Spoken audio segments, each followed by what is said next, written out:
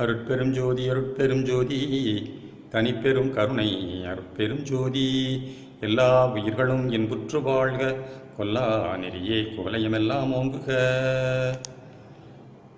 தயா ஜோதி ஞான வாழ்வு. இயற்றியவர் சுவாமி சரவணானந்தா அவர்கள், திண்டுக்கல். தயாஜோதி ஞான வாழ்வு.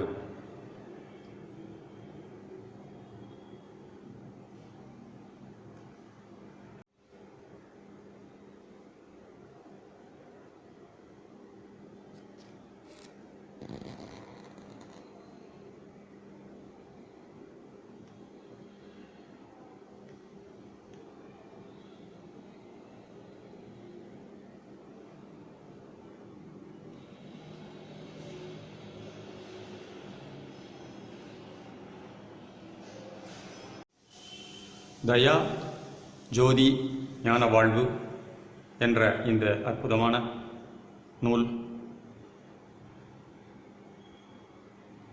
அதன் பொருளடக்கமானது தலைப்பு, பதிப்புரை, முன்னுரை. 1 தய உதயம், 2 ஜோதிமயம், 3 ஞான விளக்கம், 4 முன்ஞானம் பின்ஞானம், 5 தயாஜோதி, 6 அனக வாழ்வு, 7 நிறை இன்ப நிலை, 8 நிலை இன்ப வாழ்வு,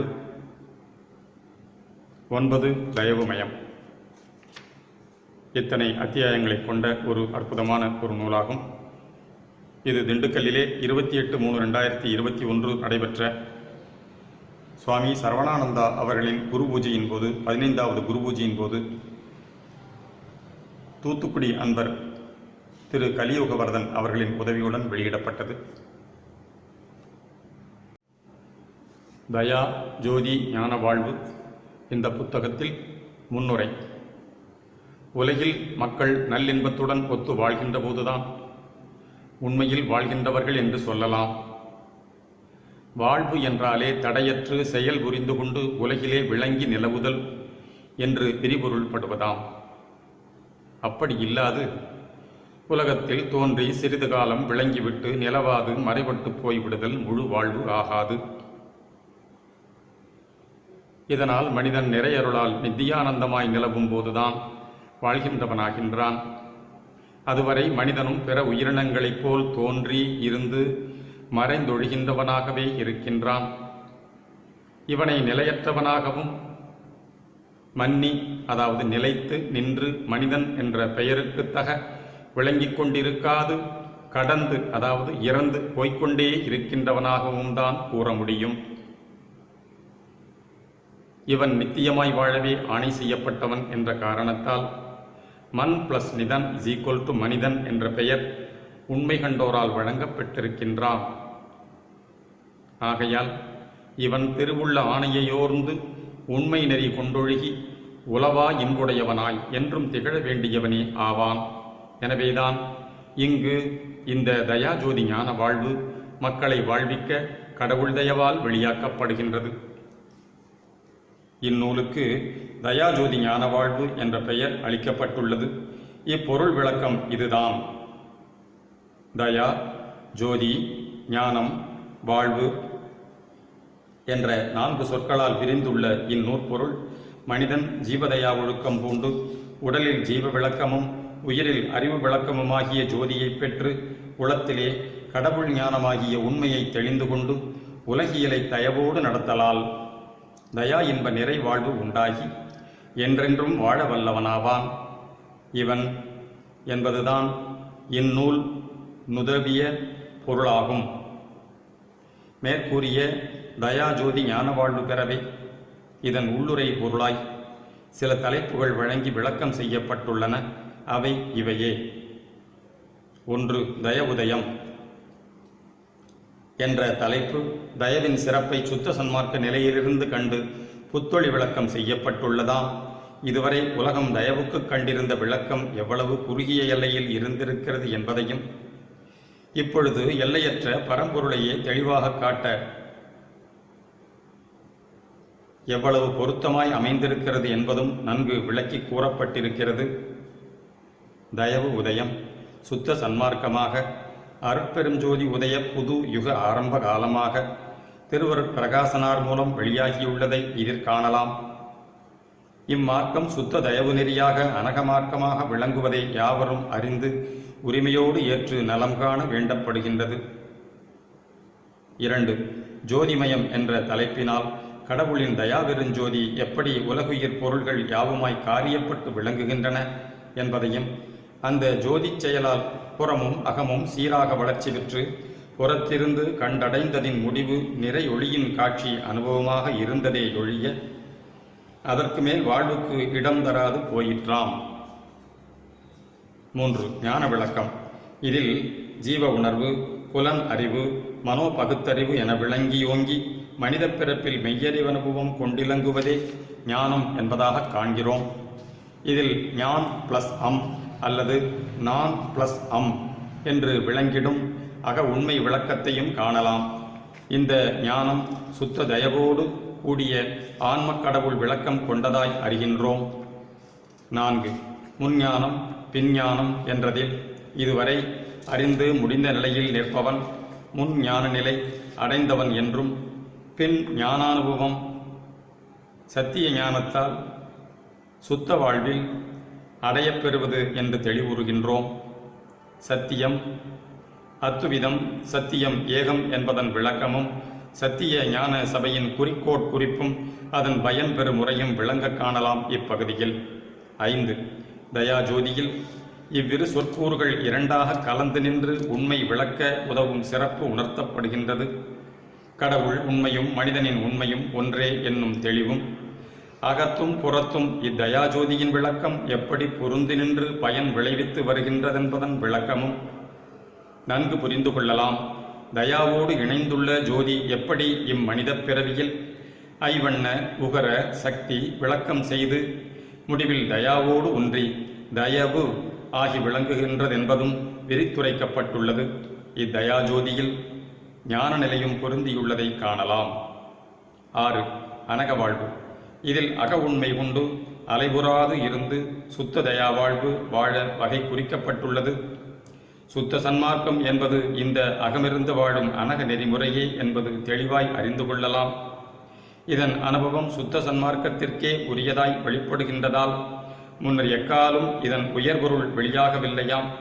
இந்த அனக நெறியாம் சுத்த சன்மார்க்கம் உலகிற்கு புத்தம் புதிய வெளியீடுதான் என்றாலும் இந்நெறிமுறையில் தான் எல்லாம் வல்ல பரம்பொருளாகிய கடவுள் இப்பேருலகத்து உயிர் பொருள்களையும் பிற யாவையும் ஆண்டு வருகின்றார் என்பதும் இப்போதுதான் வெளியாகி உள்ளதால் இம்மார்க்கம் கடவுளோடு அனாதியாகவே இருந்து வருகின்ற ஒன்றென காண்கின்றோம். சுத்த சன்மார்க்கம் விளங்காத இடத்து அனகம் என்பது பாவமற்றது எனவும் புல்லுருவி எனவும் அகம் அல்லாதது எனவும் குறுகிய எல்லையில்தான் பொருளாக்கிக் கொண்டிருந்தனர் நம்மனோர். இதன் உண்மை நம் வள்ளலார் வழி வெளியாகியுள்ளதை திருவருட்பாவிலே விளக்கமாக காணலாம். மற்ற பழைய சாத்திர தோத்திரங்களில் இச்சொல் மிக அருகி வந்துள்ளதாயினும் பொருள் அக்கால நிலையளவே குறுகி கிடக்கின்றதாம். ஆகையால் இப்பொழுதும் கூட இச்சொல்லின் அனுபவப் பொருள் பலராலும் அறியப்படுகின்றதா இல்லை. முக்கிய காரணம் நம் வள்ளல் வழங்கியுள்ள சுத்த சன்மார்க்கத்தையே புரிந்து கொள்ளாது இதனை பழநெறிகளில் ஒன்றை போல் மேலெழுந்த வாரியாக நோக்கிவிட்டு செல்லுகின்றனர் சன்மார்க்க அன்பர்களும். அகமறியேன் அனகமறிந்தழியாத ஞான அமுத வடிவம் பெறலாம் அடைந்திடுமின் இங்கே என்று நம்மையெல்லாம் தாம் உரைகின்ற அகநிலைக்கே அழைக்கின்றார். அவர் அகனின்று அனகமாய் விரிந்து அருட்பிரகாச வடிவோடு என்றும் திகழ்கின்றார். அவ்வக வடிவம் ஒன்றான கடவுள் வடிவமே. அது அகத்தில் ஏகமாய் இருப்பதோடு அனகத்தில் அநேகமாய் திகழ்கின்றதாம். இப்படி அக அனகமாய் விளங்கும் கடவுள்தான் ஒரு சன்மார்க்கிக்கு வெளிப்பட்டு முழு தயவும் வழங்குகின்ற போது அருள் நிறை அனுபவத்தில் நிறை இன்ப நிலையிலிருந்து யாவையும் காண்பான். இதனையே மேல் வரும் தலைப்புகள் இரண்டிலும் விளக்கம் தரப்பட்டுள்ளதாம். 7. நிறை இன்ப நிலை. 8. நிலை இன்ப வாழ்வு ஆகிய இரண்டும் சச்சிதானந்த பதி உண்மையாம். நம் அகத்தே இருக்கும் நிலையை கண்டு ஒன்றி அதுவாகி நின்று உலகிலே இன்பு செய்து கொண்டு வாழ்வது பற்றி குறிப்பிடுகின்றன. நிறை இன்ப வடிவ திரை நிலை உட்கண்டு அத்தோடு ஐக்கியப்பட்டு உடல் வாழ்வை துறந்து விடாமல் பொறிவாயிலெல்லாம் தயவு ஒளி வீசி சூழ்நர்க்கு தக்க விளக்கம் செய்து வாழ்விப்பதே நம் வாழ்வாக விளங்க வேண்டியுள்ளதாம். ஆதலின் பொறிவாயில் அவித்து உட்பொருந்தி ஆழ்ந்து நிற்பது நீடு வாழும் முறை எனக் கொள்ளக்கூடாது என்பது சுத்த சன்மார்க்கியின் அனுபவ வாழ்வு நிலையாகும். இதனால் கடவுள நிலையை சச்சிதானந்த இயல் நிலையாக அறிந்து அதுவாகி வாழத் தலைப்பட்ட சன்மார்க்கி அவ்விறை இயற்கை நிலையை தனக்கு சதா செயலொடு விளங்கும் அனுபவ நிலையாய் ஆக்கிக் கொண்டு விடுகின்றான். இப்படி நித்திய வாழ்வு கொள்ளுவதே பொருத்தமானதாய் இருக்கின்றதாம். சத்தாகி சித்தாகி இன்பமாகி சதா நிலையாய் திகழ்கின்றவர் நமது தேவதேவர். வெற்று சச்சிதானந்தம் மட்டும் அல்ல அவர் நிலை. அவருடைய ஆனந்தம் எப்பொழுதும் அனுபவத்தில் நிலைத்து விளங்குவதாய் உள்ளதாம். எனவே நிலை இன்ப வாழ்வு அடைவதே ஒருவன் அடையத்தக்க பேரு ஆம். திருச்சந்நிதியில் நின்று முன்னோர் வேண்டினதெல்லாம் கடவுளடி சார்ந்து ஒழிவதேயாம். இதனால்தான் மலர் சிலம்படி வாழ்த்தி வணங்குவாம் எனவும் தொழுது நிற்பாம் எனவும் இணையடி சேர்வான் எனவும் ஒருவனுடைய இறுதி நிலையை திருவடியை சேர்ந்து விட்டதாக, பரமபதத்தை அடைந்து விட்டதாக, இயற்கை நிலையை எய்திவிட்டதாக எல்லாம் போற்றி புகழ்ந்து வந்துள்ளனர். இவற்றில் கடவுளோடு கூடி வாழும் இன்பானுபவத்திற்கு இடமேது? வாழ்வு இறை இன்பத்தோடு நிலைபெற்று விளங்க நம் சுத்த தயவு நெறியே முழு பயன் வழங்குவிப்பதாம். 9 தயவுமயம் என்ற ஈற்று தலைப்பு முடியுரையாய் நின்று முடிவற்று தயவு இன்ப வாழ்வில் நிலவும் உண்மையை தெரிவிப்பதாம்.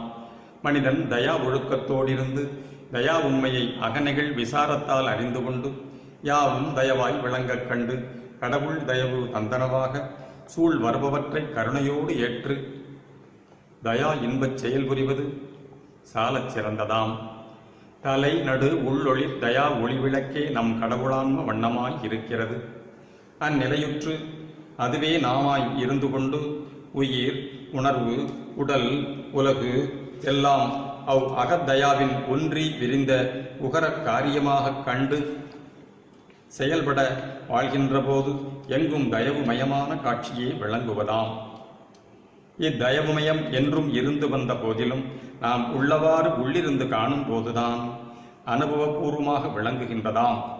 இவ்வனுபவம் கெடாமல் அக அனக வாழ்வு நடத்தி கொண்டு இருக்க கடவுள் தயவே தன்மயமாய் நம்மையும் எக்காலும் வாழ்ந்து விளங்கச் செய்வதாம். இதுவே தயாஜோதி ஞான வாழ்வு என்னும் முத்தேக சித்தியோடு கூடிய மூவா இன்ப வாழ்வு ஆம். வாழ்க தயவு. அடுத்து தயவு பாக்கள்.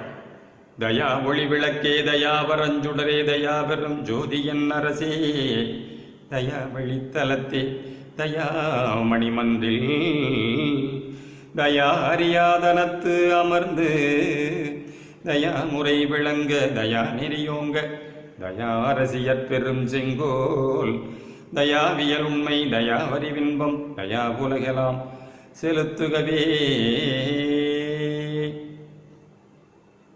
தயா விளக்கமாலை பாடலின் 1. அடுத்து அறம் பொருளின்பம் வீடனு நான்கும் யாவரும் அடைந்திடல் வேண்டும். அறம் பொருள் இன்பம் வீடு எனு நான்கும் யாவரும் அடைந்திடல் வேண்டும். உரம் பெருமுலையில் உண்மையே தழைக்க ஒளி நெறியோன் கிடல் வேண்டும். திறம்பெற விவரும் திருவுடையவராய் சிறந்திட வாழ்ந்திடல் வேண்டும். புறம் ஒலியுடம்பே பொன்னுடம்பாகி புவியிலே விளங்க வேண்டுவனே. திறம்பெற எவரும் திரு உடையவராய் சிறந்திட வாழ்ந்திடல் வேண்டும். புறம் ஒலியுடம்பே பொன்னுடம்பாகி புவியிலே விளங்க வேண்டுவனே. புவியிலே விளங்க வேண்டுவனே. தயா விளக்கமாலை பாடலின் 38. அத்தியாயம் எண் 1. தயவுதயம். தயவு தயவு தயவு தயவு தயவு தயவு உதயமாகின்றது. ஆம், தயவு தயவு என்று இடையராது தொடர்ந்து சொல்லும்போது உதயம் என்னும் சொல் வடிவாய் ஒலிக்க காண்கின்றோம். உண்மையும் அப்படித்தான் இருக்கின்றதாம். யாதெனில் தயவிலிருந்து இந்த நம் உலகுயிர் பொருள்கள் யாவும், ஆற்றல்கள் யாவும், செயல்கள் யாவும் தோன்றி விளங்குகின்றன என்பது விசாரஞான அனுபவத்தில் கண்டுகொள்ளப்படுவதாய் இருக்கின்றதாம். அப்படி கண்டுகொள்ளப்படுகின்றதால் யாது பயன் என்றால், வியந்து கொண்டிருப்பதற்கும் பிறர்க்கு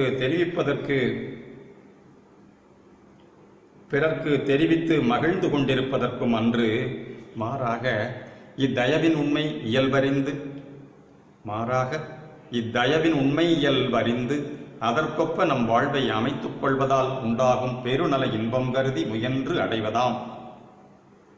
சுத்த சன்மார்க்க நெறி நின்று நோக்கும்போதுதான் இத்தயா உண்மையை இந்த அளவுக்கு புரிந்து கொண்டு பெருநல வாழ்வுக்கு துணையாக கொள்ள முடியும். இச்சுத்த நெறி உதயமாகா முன்னர் உலகிய சிறுநெறிகளில் உழன்று கொண்டிருந்தவரை தயவின் இவ்வுயர் உண்மை வெளிப்படாதிருந்தது. அந்நாள் தயவுக்கு கண்டிருந்த விளக்கமெல்லாம் மிக குறுகிய பொருள் படுவதாயும் சிறு பயன் ஏற்படுவதாயுமே இருந்ததாகும். இத்தயவு என்ற சொல் புதியதல்ல, இன்று நேற்று ஆக்கி அளிக்கப்பட்ட ஒரு வார்த்தையல்ல. பல 100 ஆண்டுகளுக்கு முன்பே அகமுணர்ந்த தமிழ் ஞானியர் உளத்தே உதயமாகி வெளிப்பட்ட ஒன்றாகும். அன்று அதற்கு பொறிக்கப்பட்ட பொருள் மக்கள் தரத்தில் தயவு என்றால் அன்பு, இரக்கம் முதலியனவாகவும், கடவுள் நிலையில் தயவு என்பது பெருங்கருணை, வள்ளன்மை, கிருபா கடாட்சம் முதலியனவாகவும் கொள்ளப்பட்டனவாம். இன்றோ அத்தயவுக்கு முன் கண்டிருந்த அப்பொருள்களுக்கும் மேலான சுத்த சன்மார்க்க தெய்வீக திரிதேக சித்தி வாழ்வுக்குரிய பெரும் பொருள் விளக்கம் கண்டுகொள்ளப்படுகின்றதாம்.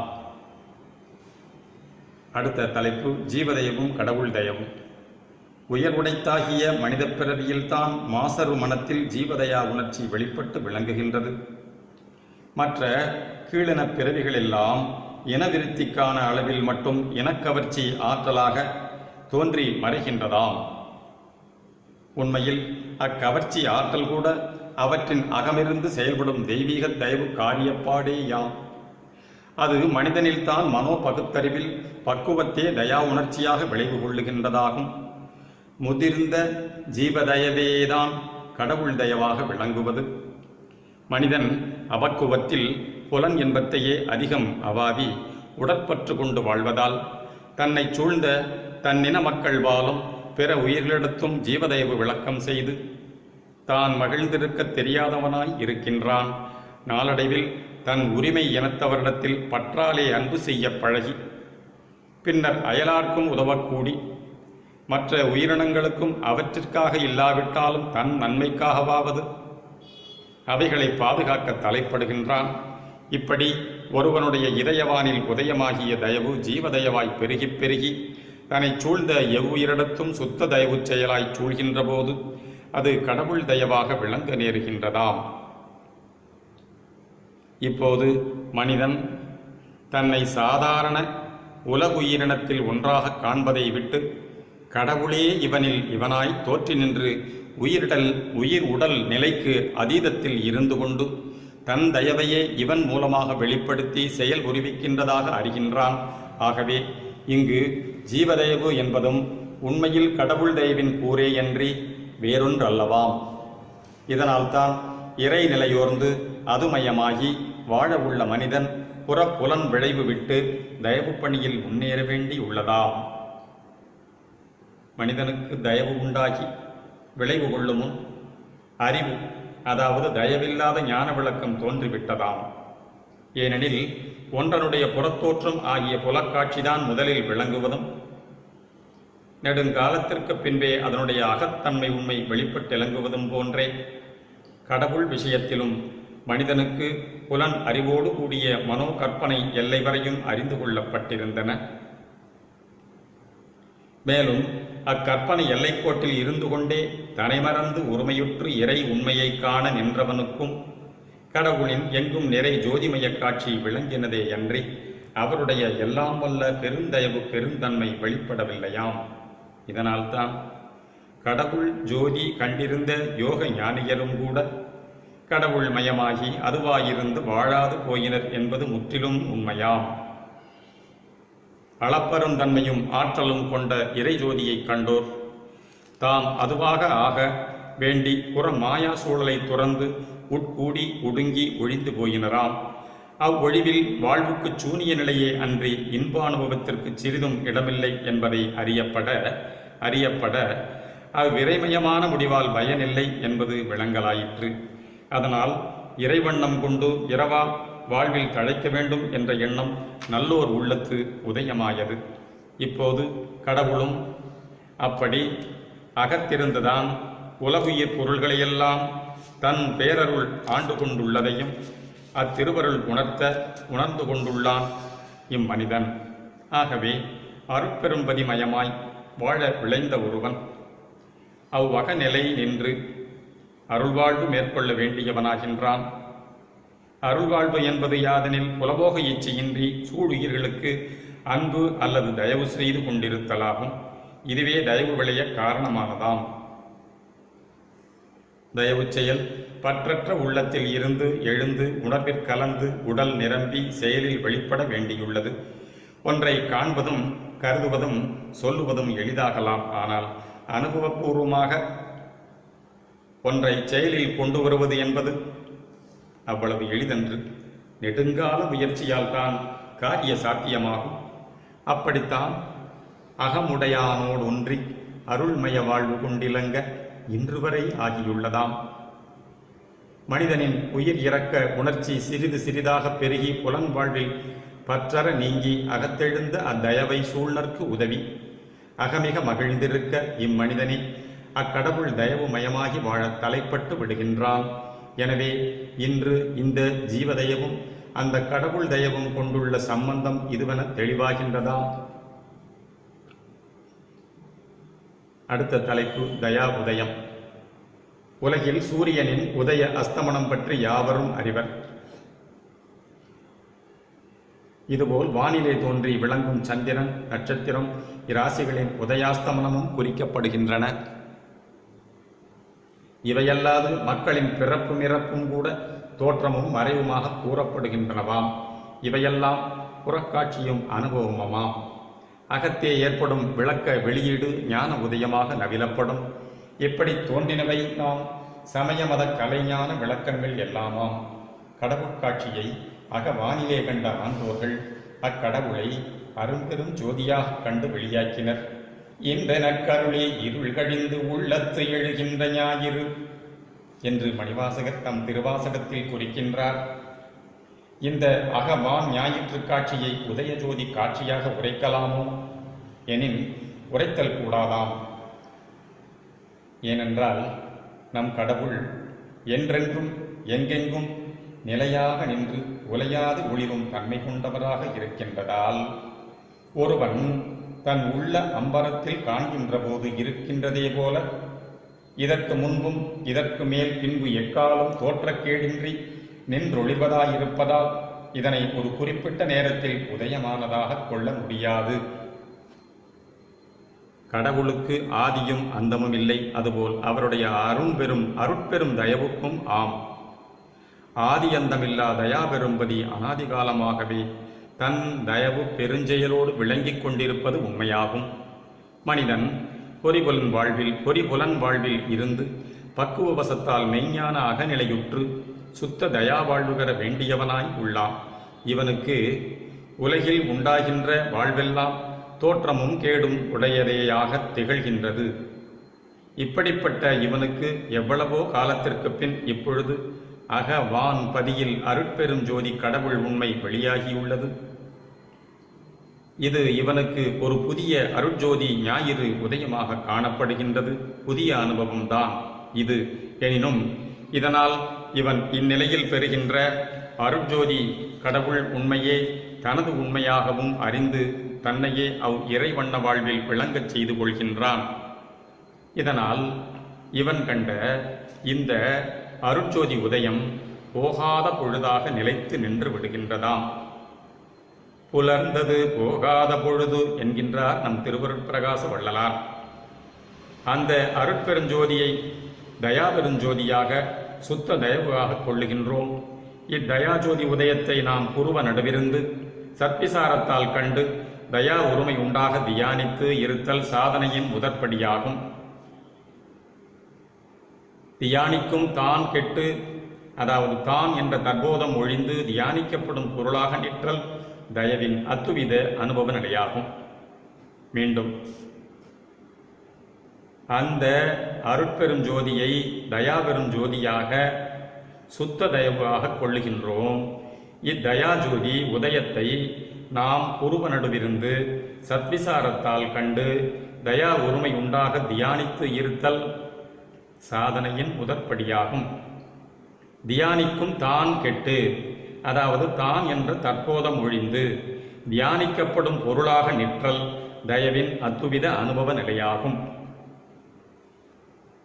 இந்த அகநிலை நின்று தயா வாழ்வு வாழ வேண்டுவது சாதனா சாத்திய முடிவாம். ஆகவே தயா உண்மை அறியப்படும் நிலையே தயா உதயகாலமாக சாற்றப்படுகின்றதாம். உள்விளங்கு தயாபதியின் இயல்புண்மை அறிவென்ப நிலையும் அது கொண்டுள்ள தயவு காரியப்பாட்டின் வண்ணமும் நாம் காண்கின்றோம் என்று. இதனை தயா உதயமாக அறியப்படுகின்றதால் இது கடவுள் உண்மையை குறிக்கும் ஒரு கற்பனையாக எண்ணலாகும். ஆனால் இக்கற்பனை மனோமயக்கறிவாகிய மருள் நிலையில் அல்லது மாயாக்காரியின் திரிசிய, அதாவது வேறுபாடான உணர்வில் தோன்றிய ஒன்றல்லவாம். சுத்த மனமான மெய்யருள் நிலையில் தோன்றியுள்ள ஒன்றாகும். ஆகையால் இந்த தயவும் இதன் உதய உண்மையும் ஆண்டவர் உண்மையை முழுவதும் காட்டிக் கொடுப்பதோடு நம்மையும் அதுவாக ஆக்கி விளங்கச் செய்வதாயும் இருக்கின்றதாம். அந்த உண்மை விளக்கத்தை ஈண்டு சற்று விரித்து காண்போம்.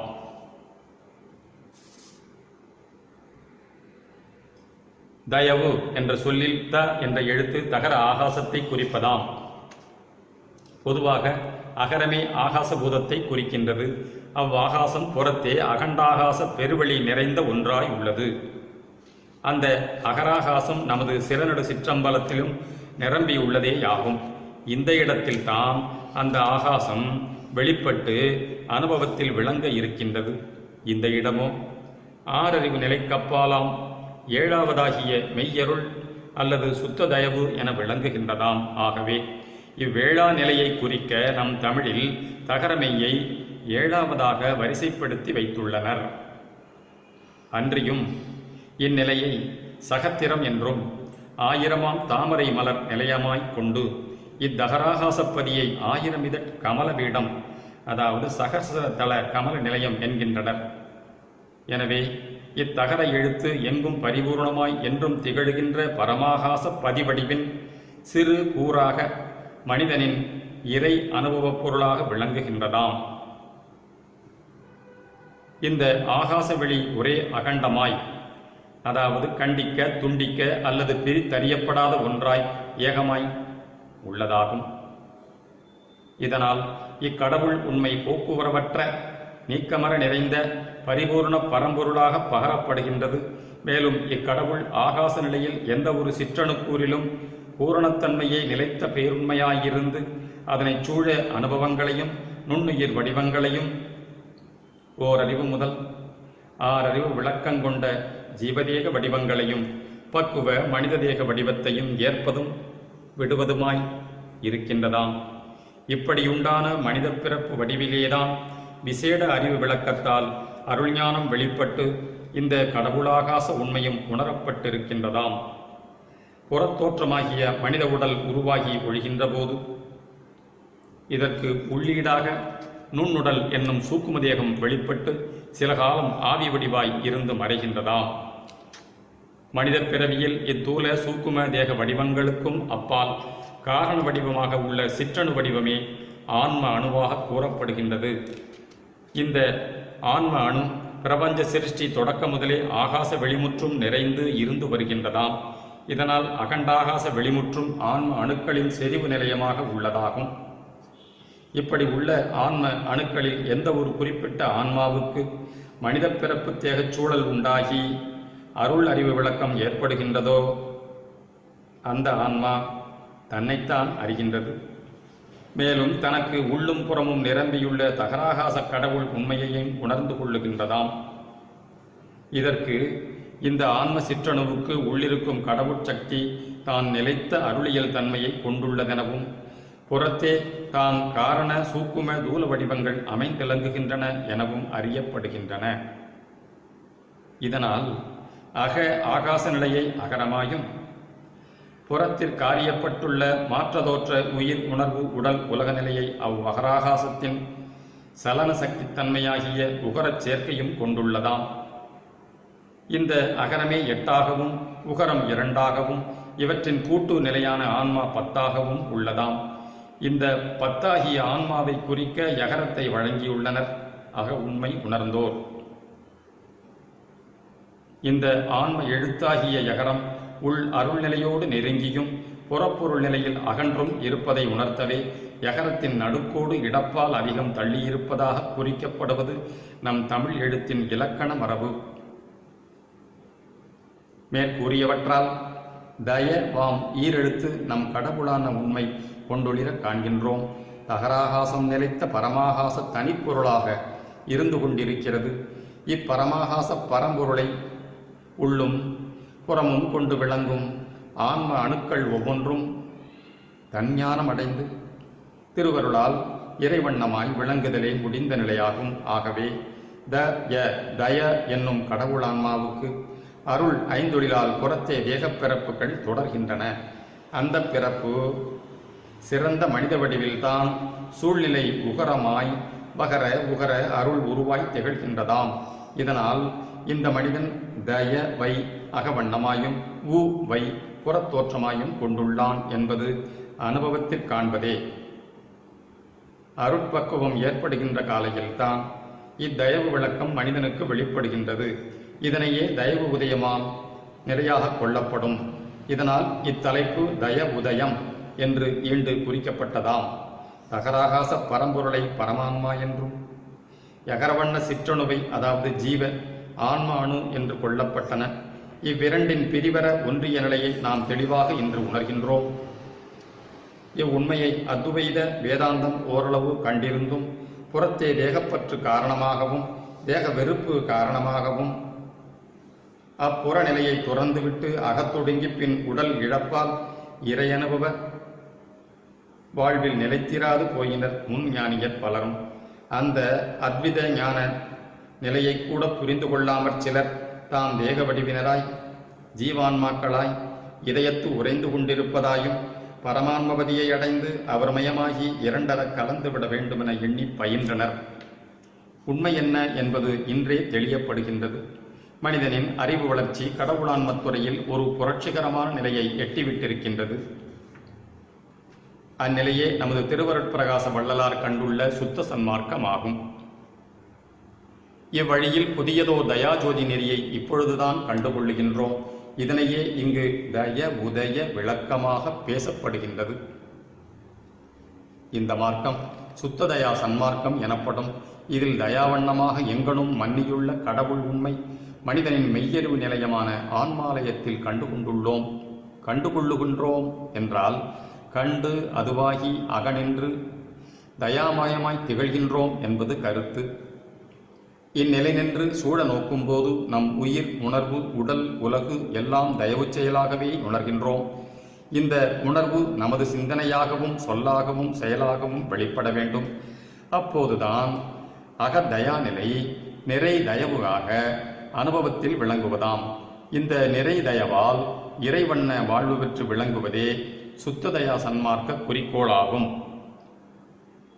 இதுவரை இத்தயவுதயம் ஆகாதிருந்ததால் கடவுளை கண்டடைய வகுக்கப்பட்டிருந்த நெறிகள் எல்லாம் மனிதனுக்கு இறைவாழ்வை கூட்டி வைத்து நிறை இன்பத்தோடு நிலவச் செய்யவில்லையாம்.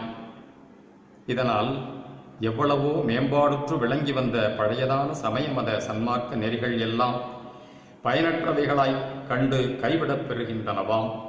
அந்நெறிகள் எவற்றிலும் கடவுளின் இயல் உண்மை பெரு நலவாழ்வு கொண்டு விளங்க வழிவகை ஏற்படவில்லையாம். அவைகள் யாவும் புற நெறிகளாக நின்று பொன்றி அதாவது அழிந்து ஒழிந்து போகச் செய்தனவேயாம். அவற்றின் சிறந்த நெறியும் கூட பதிநிலையை காட்டி கூட்டிக் கொடுத்து மறைந்து ஒழியத்தான் செய்ததாம். இந்த முன்னோர் கண்டவற்றில் சிறந்த நெறி யாதெனில் சிவசன்மார்க்கம் ஆம். இதிலிருந்தே பக்குவத்தால் அக்கடவு நிலையை சுத்த சிவ நிலையாக அருட்பெரும் ஜோதி தனி பெருங்கருணை நெறியாக சுத்த சன்மார்க்கம் விளைவு பெற்றுள்ளதாம்.